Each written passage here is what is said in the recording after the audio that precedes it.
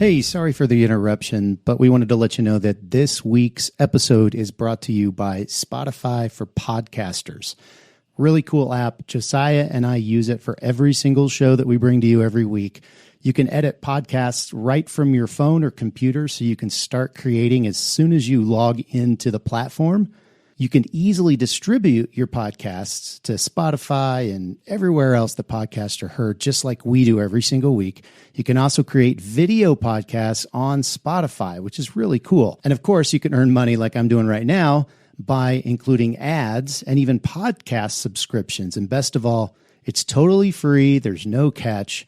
We really love it. We use it every single week. So we encourage you to go download the Spotify for Podcasters app or go to www.spotify.com/podcasters to get started. All right, let's get back to the show.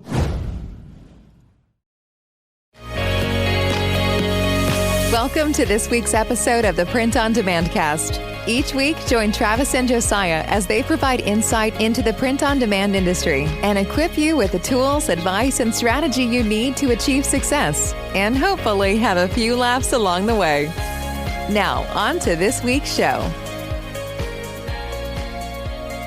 Hey everybody, welcome back to the Print on Demand Cast. Full disclosure, this is the third time we've tried to record this intro because I am in Arkansas visiting family, not the usual setup, not the usual feel and vibe, but we are committed to bring you quality content because we are your podcast professionals. So I'm in Arkansas and I'm joined by Travis, who is in Colorado as always. Travis, good to see you, man. How's things going there at Make Your Mark Design?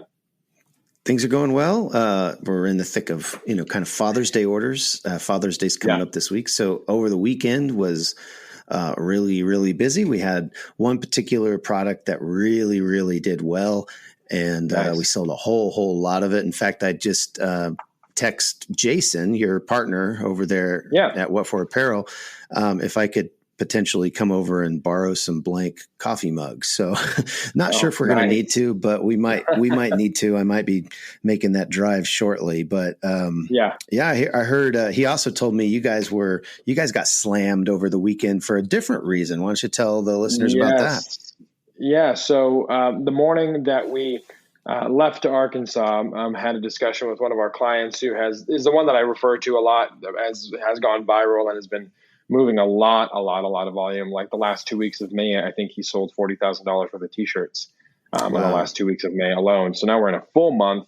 And over the weekend, he sold 57 pages of orders, which equates to probably close to 350 to 365 individual orders, of which have multiple quantities. Some of them have 4 shirts, 5 shirts. So, I mean, I would think that units wise, it's probably close to 1,000 just by himself over the weekend. Posted one video. And because of that, and because of the increase in volume, and because we want to house, and be his supplier, because there were some conversations of like, hey, I know you guys are kind of maxed out. We want to go this direction and maybe use another supplier to supplement. And I basically said, look, I don't want a portion of what you're doing. We want the whole pie, right? So we are in the process of growing and expanding very rapidly, getting a new facility, getting some new equipment to be able to scale and house that and become his exclusive merch provider, which will be awesome, and also give us more ability to upload or bring on a lot more accounts and handle that volume as well. So, doing like full-time sales and getting some more volume to justify the expansion beyond that one client, right? Because, anything can happen. Crazy things happen all the time. So we still need to be pursuing new clients and new people to work with. But this is kind of the thing that's kind of pushing us over this edge of that we've been teetering on for a while, honestly. So, Travis and I, you and I are believers. So when I say this, you'll understand. I'm just letting the listener as well, but it's kind of an answer to prayer. Like, should we not, what are we doing? Teetering. And then having this come along and help propel us towards that is exciting and terrifying all at the same time, which I know you are familiar with as well. Like taking that leap, right, of that the overhead and the staff members, and now it's like, okay, well, we got to finalize these SOPs, and we need an employee handbook now because we're going to be bringing on more people. So lots of stuff coming up in the next couple of weeks. And to your, I'm sure, delight, it would mean that we will not be relocating from Colorado anytime soon, as far as myself and Madeline. So be still my beating heart. At least for 6 months, a year, maybe, as we're kind of helping with this expansion and getting everything settled. It just doesn't feel right to kind of leave them in the lurch and be like, cool, well, I'm glad this happened. Bye. So probably not a good integrity move on our part. So, but yeah, lots of stuff happening. And I think a future episode would be great to talk about growing pains, right? As far as in a business and how you navigate them, and when do you go, when do you not, what does that look like, the back and forth? Because it's something that you and I have both experienced, we're experiencing currently, and it's something that you continue to experience in business, right? But just how to like navigate that and do it in a way that you're safe, because there's always going to be risk, right, involved. But for us, it was, we either take a risk and jump, or we say no and turn down hundreds of thousands of dollars of merch sales from this one client alone. And I'd rather just take the risk and kind of see what happens. So exciting stuff, man. Exciting stuff. It's crazy and it's terrifying all at the same time. Yeah. I actually reached out to Jason yesterday, because I know you guys were talking about, needing more space. And I told him, and I've told you, there's literally a place 2 doors down in my same, I'm in a warehouse. It's like several warehouses. Think of a strip mall, but they're all warehouses, warehouses and office space. And so I'm on the end, and like 2 down from me is another space that's it's a really great space. And I think you guys would really love it. It might be a little too big right now, but yeah, I definitely would love for you guys to be like right next door to me, because instead of driving to go get those mugs, you just knock on the door and we just And that's what I was gonna say. Like, there's a synergy that we have being, being in business, in the same business. And I think that, we could probably do a whole episode on that. I think the idea of, this, we're all in this business, we're all competitors, and why would Travis and Josiah share this show, to all of their potential competitors and all of that. And I think that, while sometimes that mindset does creep in, I think for me, there's a jealousy factor. Sure. It's like, oh, well, they got this big client and I don't have that big. I have a different big client. I just have different issues, But I think at the end of the day, I've resigned myself to not view you guys as competition, but there's a synergy that happens when you can kind of come into that mindset that I don't think, I don't know. I think the successful businesses, particularly in our space, really understand that. And it took me a while. I think personally, it took me a while in business to not view other people as competitors. I remember when I used to do retail arbitrage, I'd get so mad when I saw somebody else scanning in the clearance aisle at the store that like it was my store, or what. And that's just so ridiculous, There really is enough business for us all. And we really benefit when we share what we know with other people. And so having you guys 2 doors down would just be 100%. Freaking awesome. We could, because I do some products you don't do, you do some products I don't do. There's, there's a lot of potential there. So I'm just going to go ahead and tell you, Josiah, you need to tell Jason to get his butt over here. I spent a lot of time yesterday looking at, properties and spaces in Longmont, Loveland, Firestone, the surrounding areas. And I think you're right. I think sharing, we've talked about this before on this podcast where, we're sharing a lot of information, but we're just sharing the information because that's what we feel like we want to do. It's incumbent on the listener to actually do something with it. And the percentage of people who actually do something with it is low. Unfortunately, is very low. Yeah. Like with this whole, our client that we have, you do stuff, you do UV and embroidery that we don't do right now. So when they come to us and say, hey, can you do water bottles? Like, absolutely. And we can do laser engraved, whatever. And we have a guy, and that helps kind of lift your business and ours. And it's the whole, rising tide lifts all ships kind of scenario. So that's last week we talked about the conferences and the trade shows.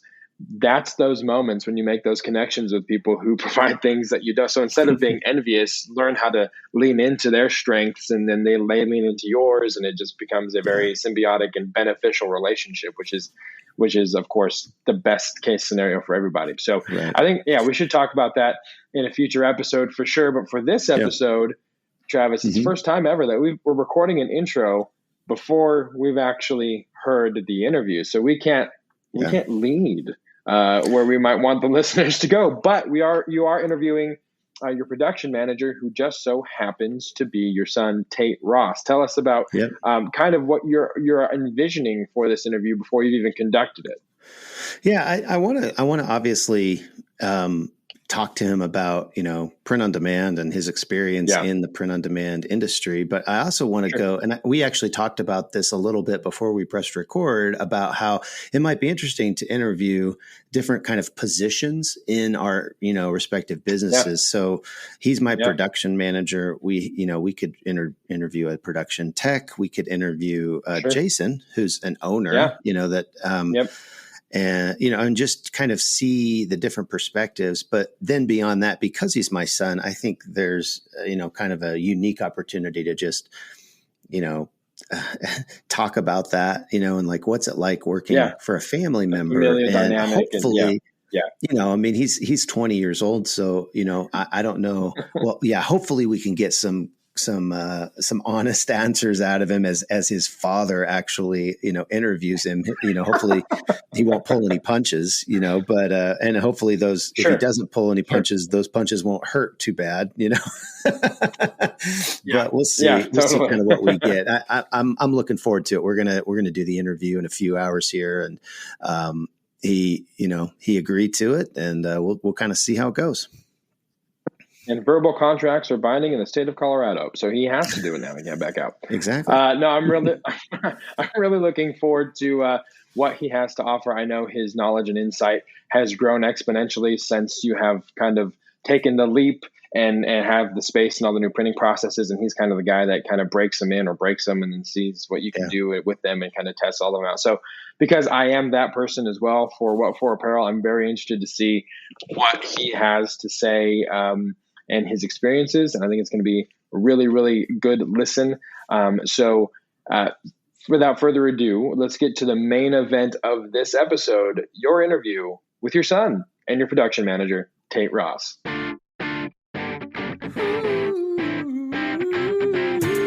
It's the main event. Talk about your prints. We're sitting on the fence.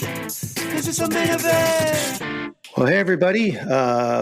Really excited for this main event of the Print on Demand cast. I actually have a very strong bond with our current interviewee, and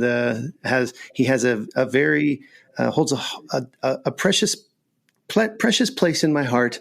Welcome to the Print on Demand cast, Taite Ross, my son, my production manager. Glad you're here. Glad you agreed to do this. How you doing? I'm good. Had a long day in the office today. Lots of frustrations, but get to relax the last little bit. So glad to be here. Yeah, the cool thing is that when your boss says, "Hey, we'd be in a podcast," that means you get to sit down for 30 or 40 minutes. That's cool. Everybody kind of knows Tate's my son. He's my production manager, and we did have kind of a crazy day, a lot of stuff with embroidery and a lot of conversations, and we won't bore you with all the details, but Taite, why don't you take a minute and kind of share. We always ask our interviewees to share their print on demand story, and yours is kind of unique because you don't actually own a print on demand company, but you've been around print on demand for quite a while. So why don't you tell the listeners about that? So print on demand specifically started when your original business, the Ross of Marketing LLC, transitioned from a more retail arbitrage style business to more print on demand. I actually remember the first time I saw you making mugs. I came downstairs. I don't know for what, but you were in the back corner of our basement with all this kind of arbitrage trash around you with this tiny little Chinese mug press, and just kind of having to manually open it to see if it had cooked enough or not, because it didn't really have a timer that worked. And then after that, I can remember we did a lot of transformation of the business into, like I said, more print-on-demand stuff, mainly just mugs coming out of the basement. I can remember upgrading software and just kind of like learning how to do the different things, kind of like jerry-rigging printers to work with mug paper and bringing up, crates of mugs from our garage down to the basement to be sublimated. And then would have been like 2 years ago now, we moved to a warehouse in Longmont, and that was when I started kind of taking on a larger role for you. I was coming in every day, Monday through Friday, to deal with the mugs, and then we got like a kind of upscaled the production and added DTG at one point. And I kind of learned that process there. And then from there, I think after about a year, we decided production wasn't going to be within the realm of possibilities anymore. So we closed up shop and turned everything kind of to a more outsource thing. So I wasn't working for you for most of 2020 and some of 2019. We and left in February of 2020. We left the Longmont facility, and you went back to working at the pool, the local rec center. You're a lifeguard, and you teach lessons there. So, and then as pretty much everybody knows here, I had an opportunity to buy some stuff from Mike, and you came on as like a temp at first, right? For the Christmas season. Yeah, I wasn't really sure what my job situation was going to look like because of the COVID stuff. But working here seemed I kind of fit right in because I already knew a lot of the production stuff, and I was able to kind of help out in Q4 because, when you're trying to set up a whole new business during the busy season, you kind of need people that know what they're doing, at least somewhat, to be able to kind of guide people. So worked really closely with all the temp workers and all of the full-time people that Mike brought over to try to transition a little bit more smoothly.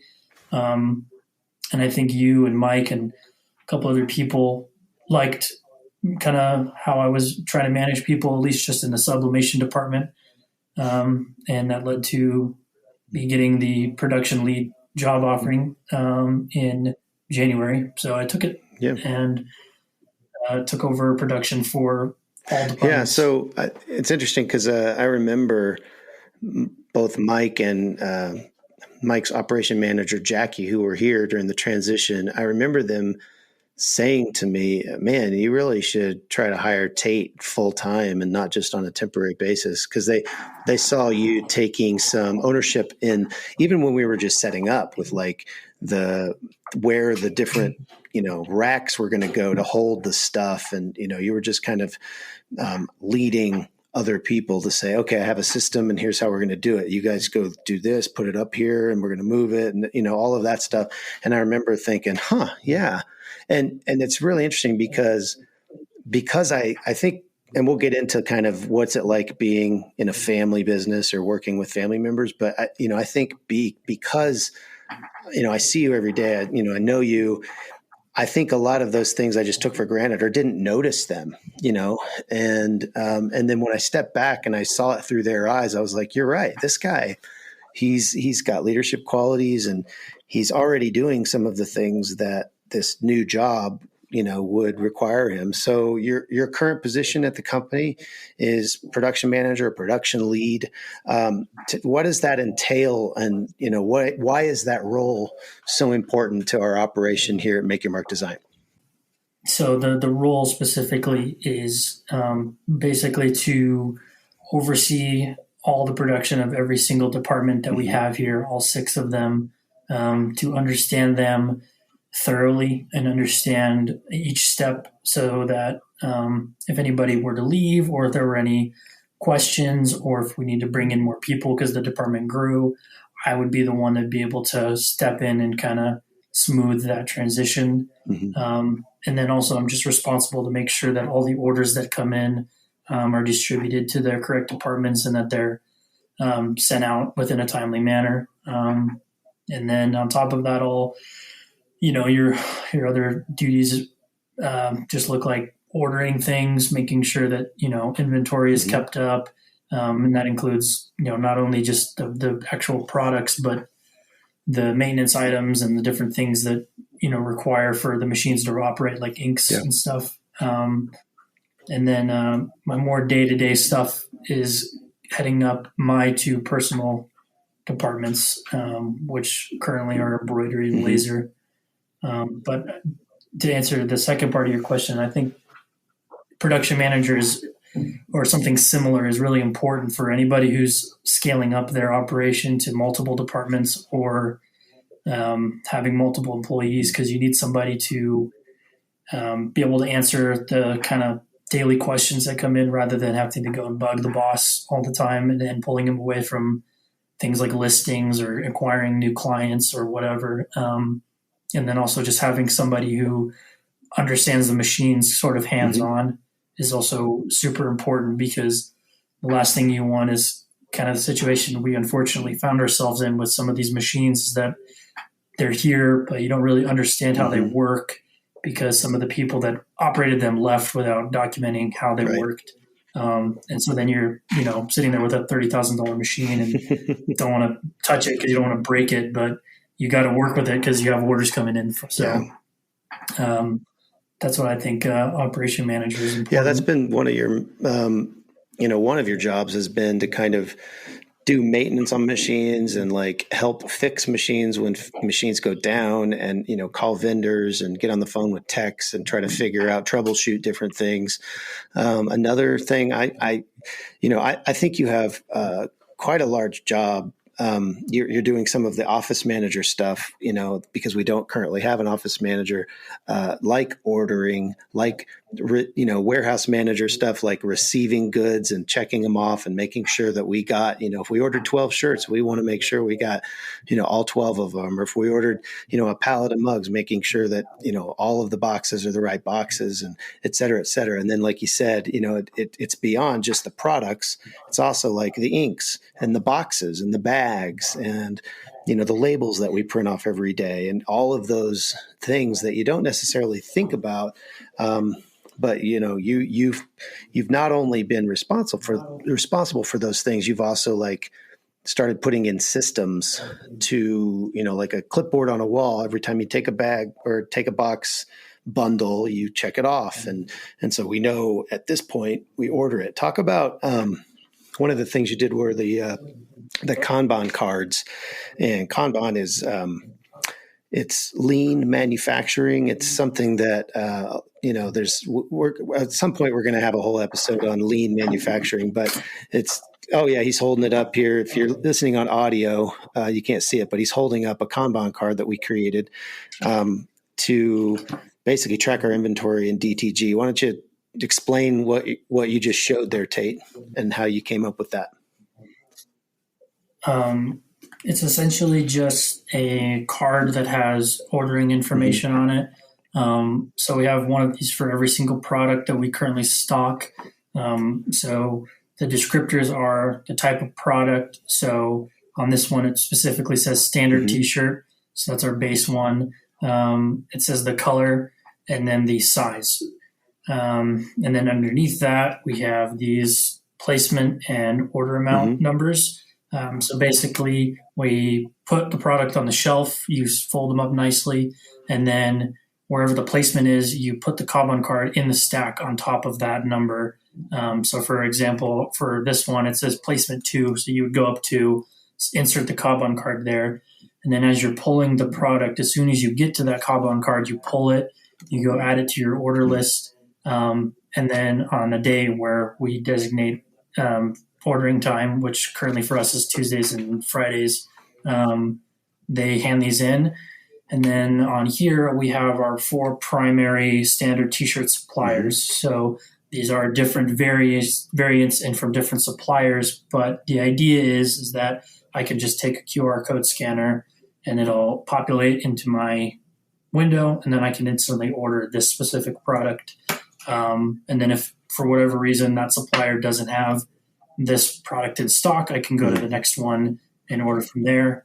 And then the thing that we added specifically to our business when compared to some of the other ones we were seeing was we added a Q4 order amount versus a standard order amount, because obviously during Q4 you're going to be flying through product a lot more quickly. Yeah. So to prepare for that, rather than having to print out a million more Kanban cards and laminate them all, we just added that.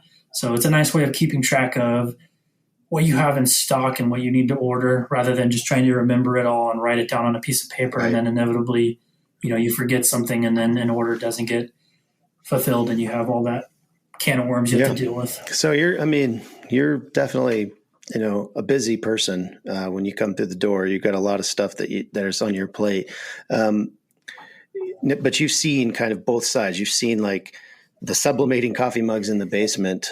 And I would still love to, go back and just kind of ask you what your thoughts were when you first saw your dad. It's like, what are you doing? Why do you have coffee mugs? And I remember the first day you came in with it was like King Supers or something like that, with like a bunch of Barbie dolls in the basement. First doing arbitrage. First starting out with arbitrage. I was in the basement sleeping down there because we had grandparents visiting, and so I got the boot out of my room. And I remember I was down there on my phone, and you came in with all this stuff, and I was like, "Geez, is Jessa getting the best Christmas or what this year?" Because it was just like these piles of just girls' toys, and I just couldn't grasp the concept that somebody would buy something on an online store for more than what we were paying for it. But as time went on, I realized that convenience is worth a lot. It's worth a lot. So when it comes to pretty much anything, so it's not as shocking anymore. So take a minute and compare and contrast being in a home print on demand facility where, we just did mugs there, but and then versus being in our current facility where we have like 6 different processes. We have employees. There's some pluses and there's some pros and cons to both of those, really. Can you speak to some of that?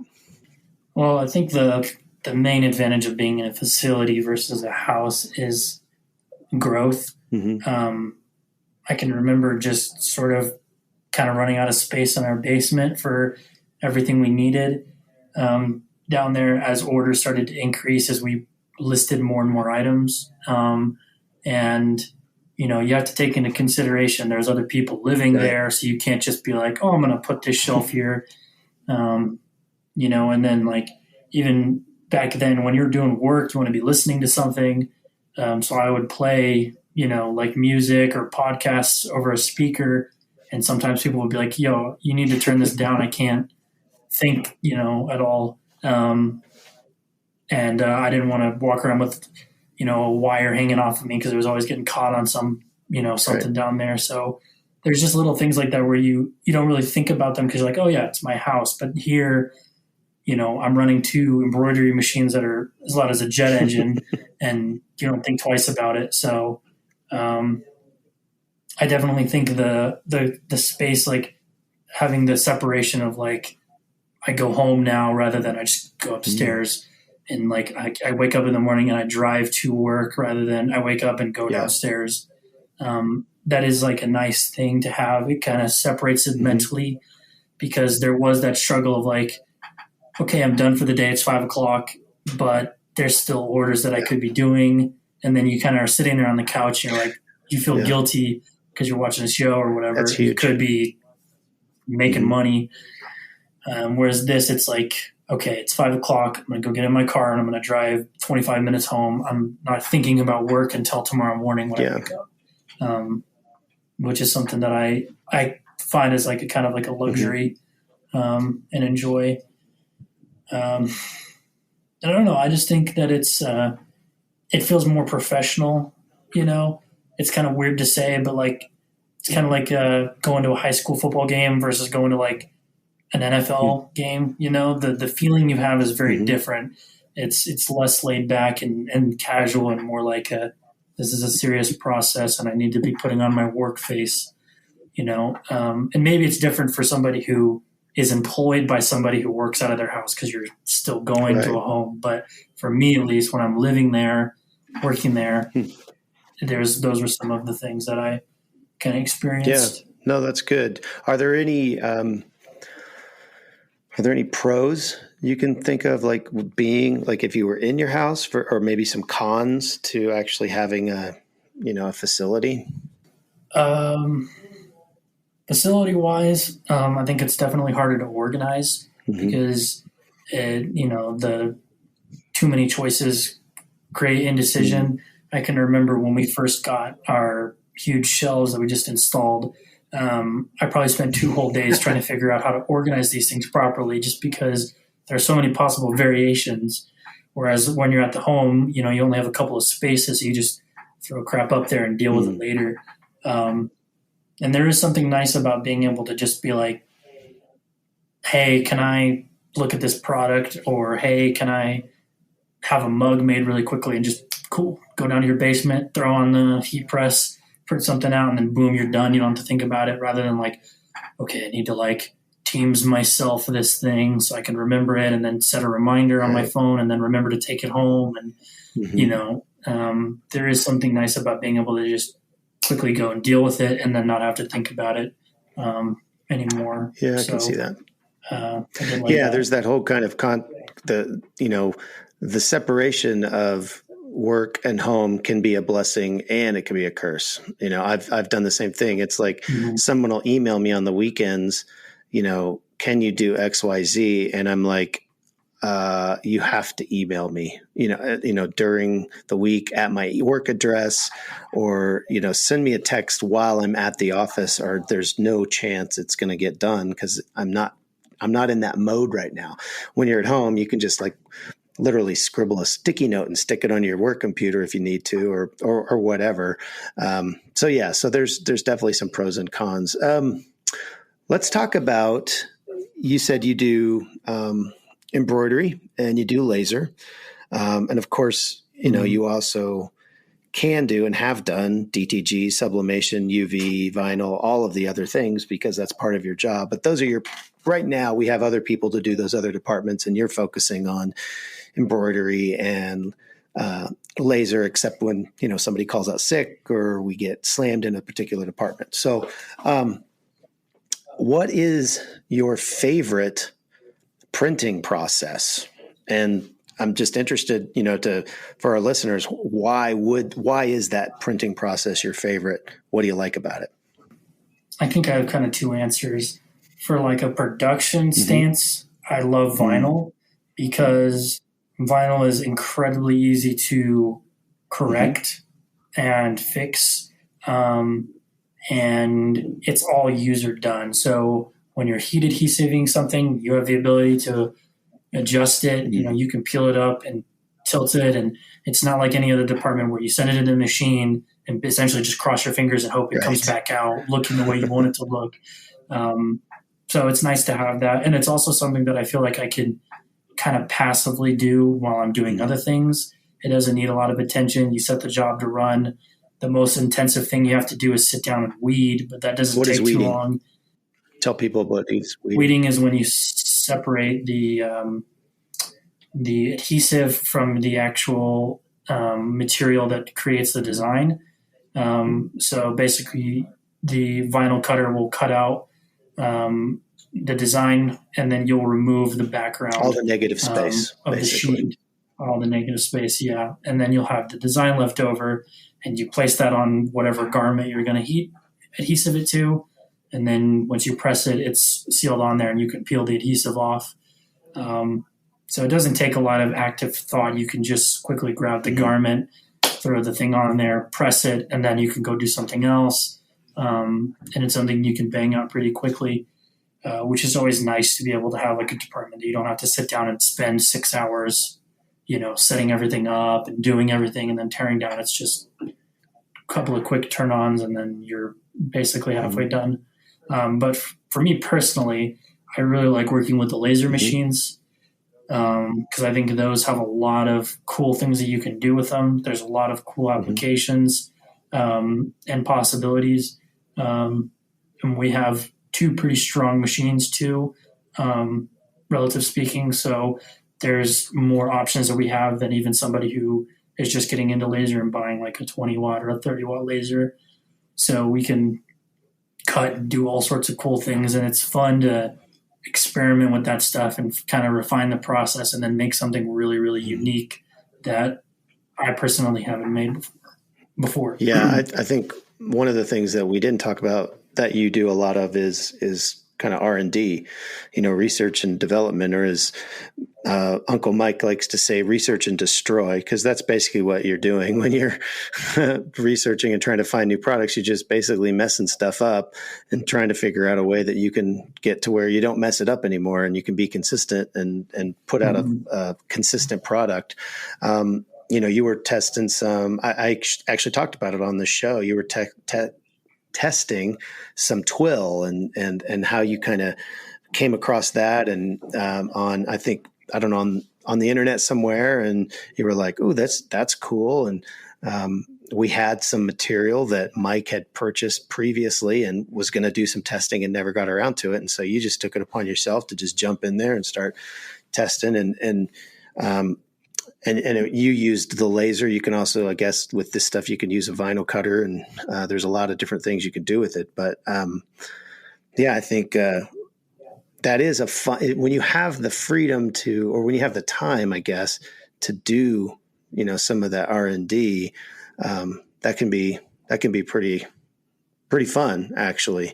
I think the challenge is to be able to, as a business owner, for me, it's being able to make enough money to where you can allocate, somebody's hours to doing that, because that is, that's not being paid for, by orders, yet. Now it's you're investing in the future, but that's what it is. It's an investment as opposed to, more of a, we're producing things that are actually being paid for. And, we always talk about POD being, the beauty of it is that you don't have, the product doesn't exist until there's an actual order. Well, that's not the case in R&D. You have to be able to do it before you can create the listing or tell people that you do this thing. And during that time, you are creating products that aren't going to sell and are not, are costing you money and time, and time and materials. And so somebody's got to pay for that, but it's that, you have to do that in order to actually sell the thing. I mean, how many mugs did we burn in our basement before we were selling a lot, before we moved to Logmug, before we moved here, So yeah, I love the fact that you enjoy R&D, and it's something that, when you do have time, having you and Mike here last week kind of, bouncing ideas off each other, that was really cool. So I think that's important to be able to continue to have that as part of your job.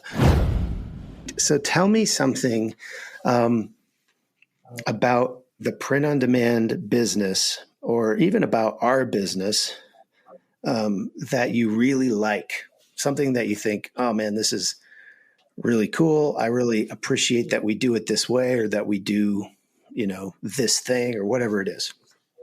I definitely think it's the cross training between departments. I think that's really helpful because it takes pressure and stress off of me personally having to know everything, because if somebody goes out, but I still have other stuff I need to do, there's a chance that somebody else already knows how to do this thing.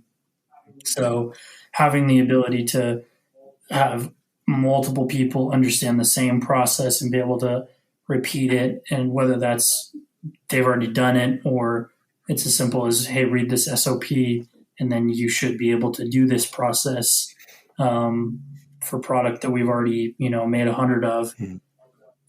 it helps out with just, the confidence of like, okay, I have the ability to do all the things that I need to do and not worry about, oh, this department's getting ignored or this process is getting neglected and these orders aren't getting fulfilled. Because that's definitely a pressure I put on myself to make sure that all the products are shipped in a timely manner. And when that doesn't happen, it is stressful to try to get everything caught back up. Yeah, it is stressful. Okay, we'll turn that question around. And I know, you actually work for me, but I'm giving you permission to really be honest here. What is something that you would like to change about our business here? I mean, the easy cop out is not do POD embroidery, because that is just insanely difficult to be consistent with. But I mean, I think personally, I would just prefer to have more communication between everybody more, because I think it's really easy to get tunnel vision on your own department and just only do those things. And I am even guilty of this myself, where I'm like, okay, I have a lot of embroidery orders and a lot of laser orders, and I got to get these out. And you don't think about what are the other departments doing, are the other machines running correctly, or this looks okay. I'm just going to send this because I have 20 more orders that I need to do. And, it's 2:30 and I don't really care. So definitely feel like having more communication between everybody would help with that, because then it would allow for problems to be solved sooner than later, which, as many people who are in this business know, a small issue can quickly compound itself into a larger issue that you wish you just kicked in the butt the first time it came around. So do you have any thoughts on, and I know I'm putting you on the spot, and if you don't, that's fine. Do you have any thoughts about how to accomplish that, or how to go about having better communication in the organization? We are currently having the monthly meetings, but I think increasing the frequency of those might help with everybody, and just having a sit down and being able to talk about that. One thing that I've thought about in the past is if everybody is kind of up to date on 4 out of the 6 processes, we could rotate people potentially even, so that, something that you're kind of brushing under the rug, somebody else notices and goes, okay, we need to deal with this, because, or you take more responsibility for that problem because you're like, okay, next week, so-and-so is going to come in here and be dealing with this. So rather than throwing it off on them, let's try to start dealing with this now and kind of get the ball rolling at least.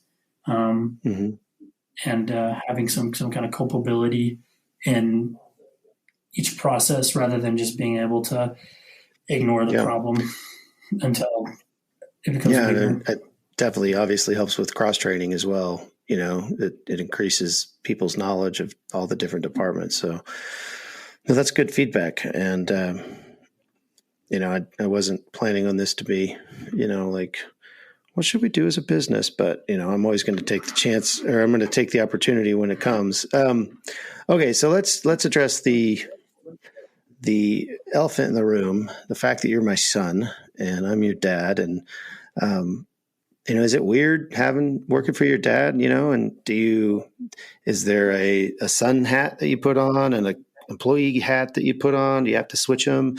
How do you feel about that? What are some pros and cons?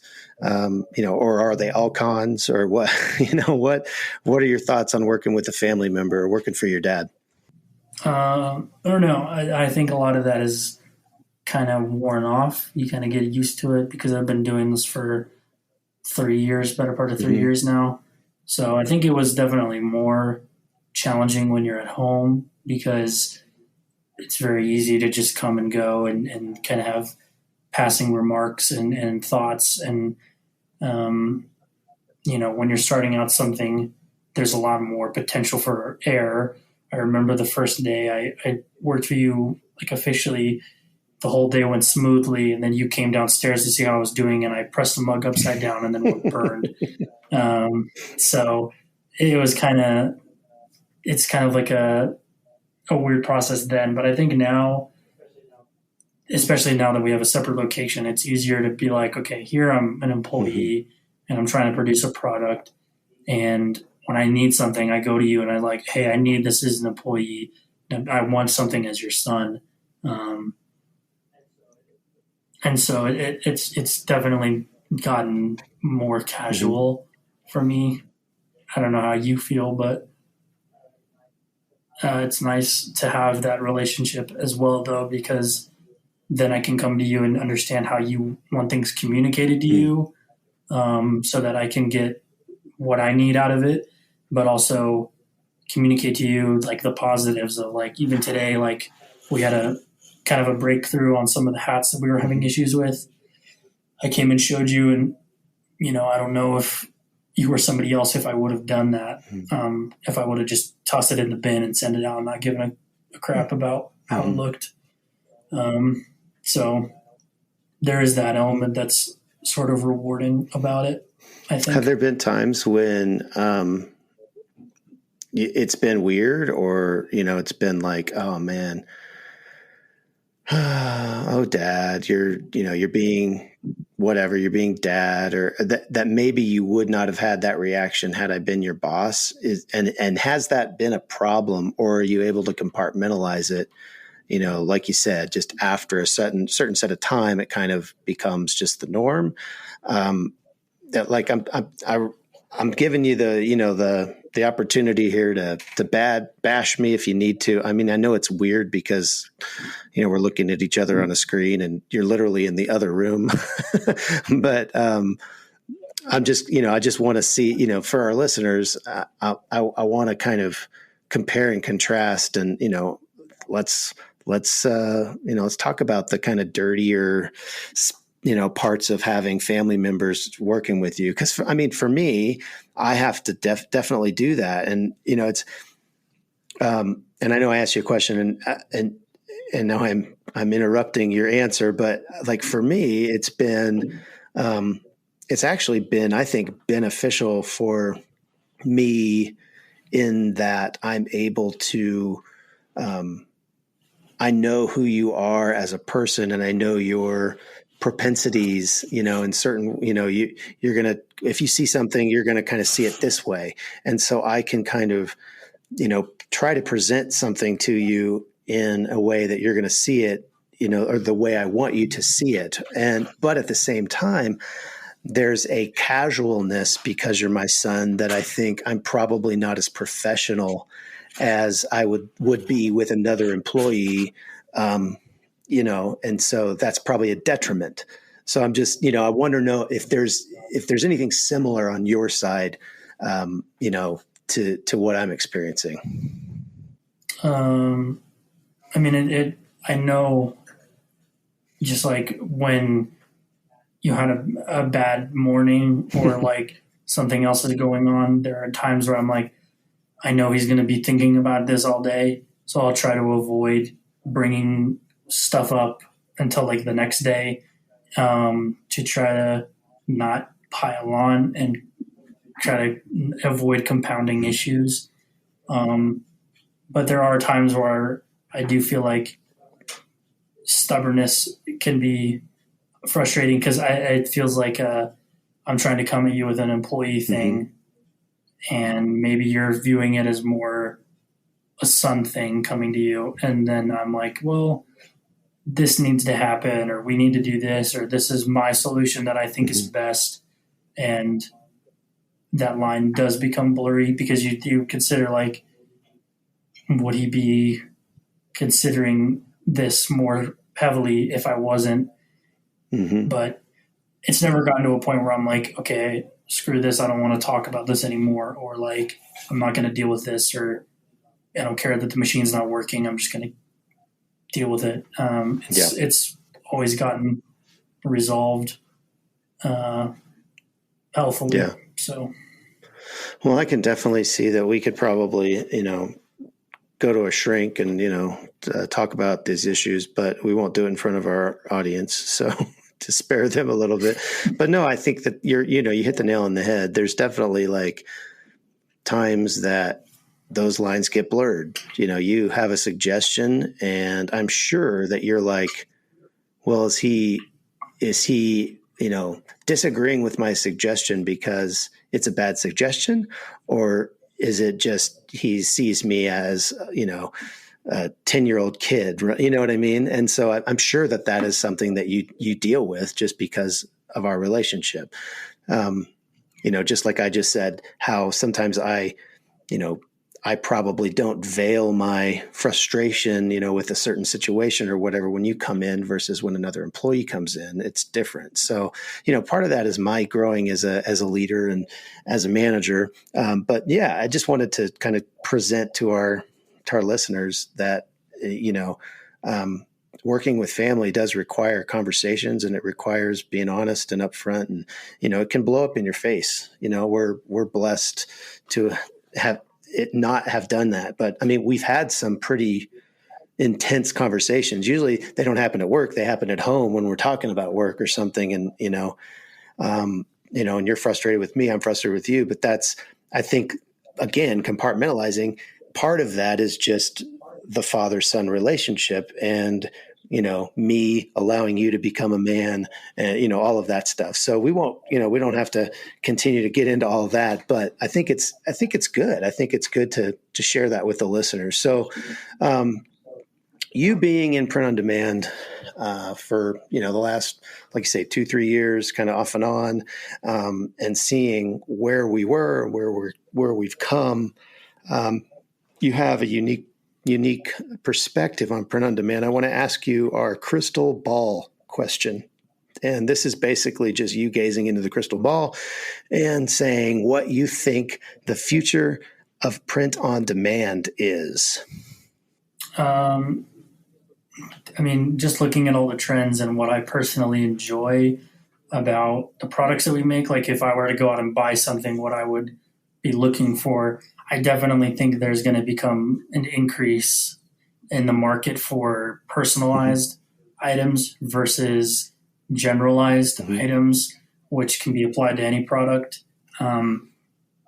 Just from my own experience, a lot of Mike's stuff follow a very set rule set, one word or one phrase, and they just slap them on all the products. But to me, it's like, let's make designs that are specified for these kinds of products and really try to hone in on like the uniqueness of this specific product, or allow people to choose what they want to put on the design, and kind of give them something that feels more personable. Because for our personal designs as Make Your Mark, we do a lot of kind of gimmicks and gags and stuff that kind of poke fun or prop up somebody for like a hobby or something.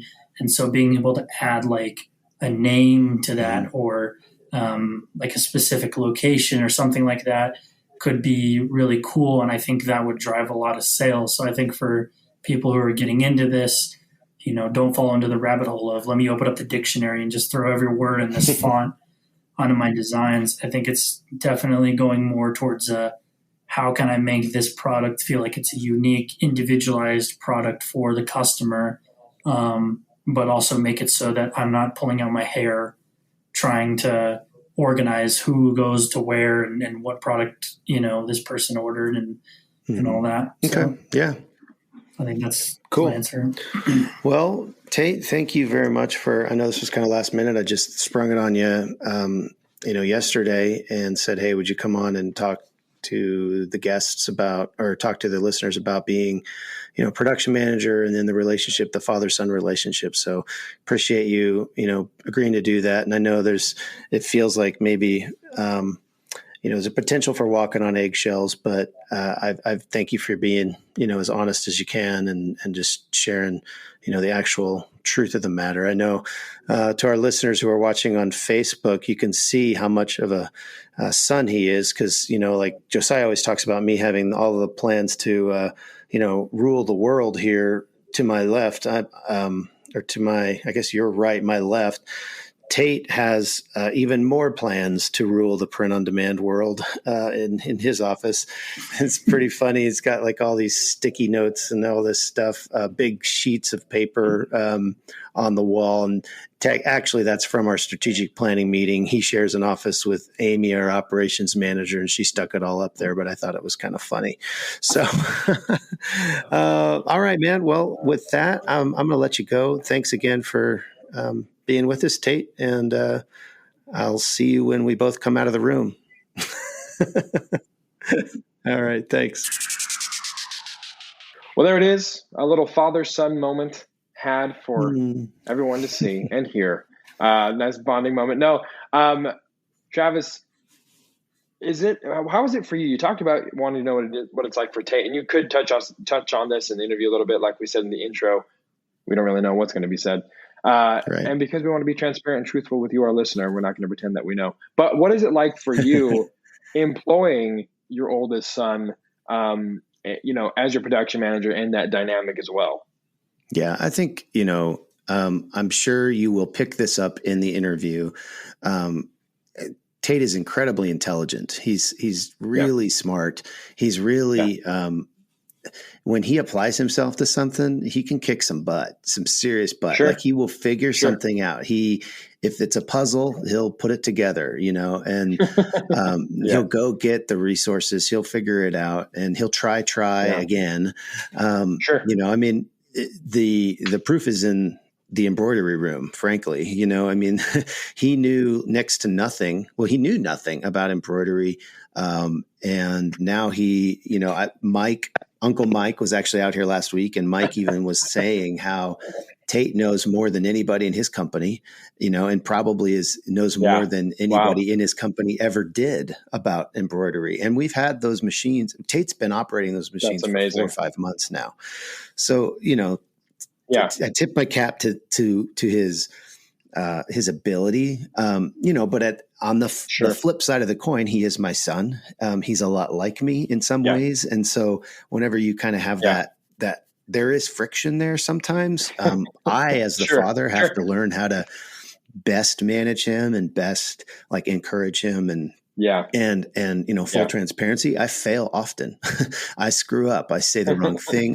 I know the buttons to push on him. He knows the buttons to push on me. So there can be some friction there, but I think there's a mutual respect.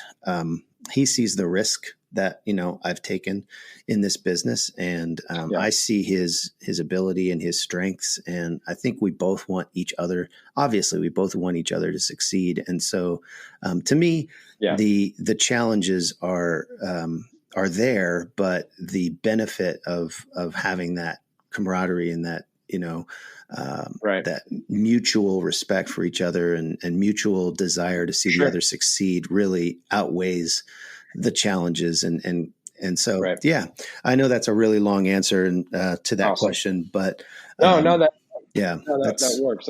That's exactly what I was looking for when posing that question to you. So I hope you guys enjoyed that interview with Tate. If you have any questions for Tate, any questions for Travis, any questions for myself, you know where you can go to do that. printondemandcast.com/Facebook. Join the Facebook group. Do you have family working for you? What's that dynamic like? Let us know, because we love hearing your guys' story. There was I can't remember her name off the top of my head. I should look real quick.